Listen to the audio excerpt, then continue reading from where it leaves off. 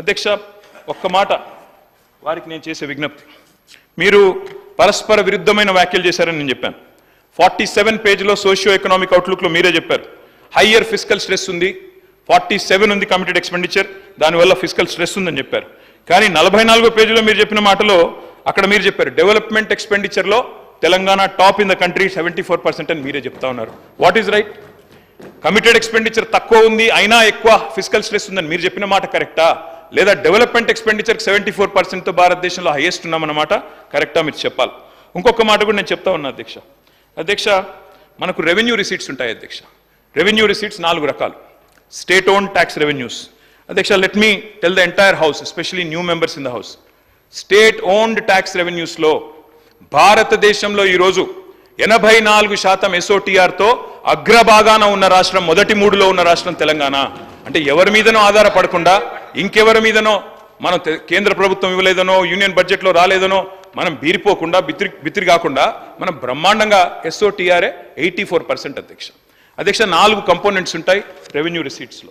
ఒకటి state own tax revenues, రెండవది సెంట్రల్లో మనకు వచ్చే షేరు, మూడవది నాన్ ట్యాక్స్ రెవెన్యూస్, నాలుగవది మనకు ఇంకోటి చెప్తాను సార్, 4 ఉంటాయి సార్. ఆ 4లో మరి ఈరోజు మీరు చూసినట్టయితే ఒక్క మాట, ఈరోజు 2014లో రెవెన్యూ రిసీట్స్ ఎంత, మనకి రెవెన్యూ ఎక్స్పెండిచర్ ఎంత చూసుకుంటే అధ్యక్ష, దాన్ని బట్టే మనం సర్ప్లస్ స్టేటా, మిగులు బడ్జెట్ స్టేటా, లోటు బడ్జెట్ స్టేటా తేలుతుంది అధ్యక్ష. రెవెన్యూ రిసీట్స్ ఉంటాయి, రెవెన్యూ ఎక్స్పెండిచర్ ఉంటుంది. రెవెన్యూ ఎక్స్పెండిచర్లు ఏముంటాయి అధ్యక్ష? జీతాలు, భత్యాలు, అదేవిధంగా మనకి ఇంట్రెస్టు, దాంతోపాటు సబ్సిడీలు కూడా ఉంటాయి. ఈ 4 తీసేస్తే అప్పుడు రెవెన్యూ సర్ప్లస్ ఎంత అని తేలుతుంది.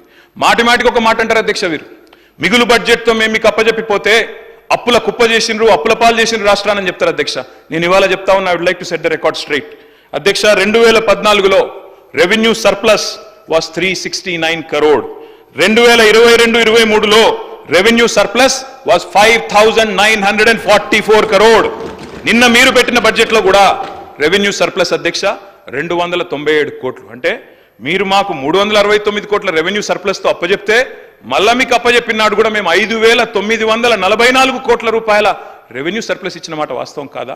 Revenue receipts minus revenue expenditure, అదే కదా రెవెన్యూ సర్ప్లస్. నేను చెప్పింది తప్ప?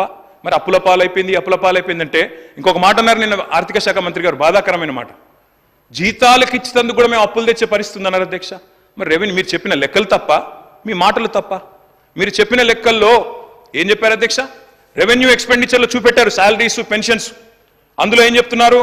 శాలరీసు, పెన్షన్స్, సబ్సిడీలు, ఇంట్రెస్ట్లు అన్నీ పోగా 300 కోట్ల రెవెన్యూ సర్ప్లస్ ఉందని బడ్జెట్లో చెప్తారు.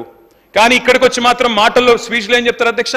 జీతాల కోసం అప్పులు తెచ్చే దౌర్భాగ్య పరిస్థితిలో ఉంది రాష్ట్రం అని చెప్పడం సభను తప్పుదో పట్టించడమా కాదా? దయచేసి చెప్పాలని చెప్పి కూడా నేను కోరుతా ఉన్నా అధ్యక్ష. వారి రిప్లైలో చెప్పండి అధ్యక్ష. ఇంకొక మాట అధ్యక్ష, నేను మొన్నే చెప్పాను, రిప్లైలో చెప్పండి సార్, మాకు అభ్యంతరం లేదు. I'm not saying anything wrong sir, I'm saying everything in parliamentary way.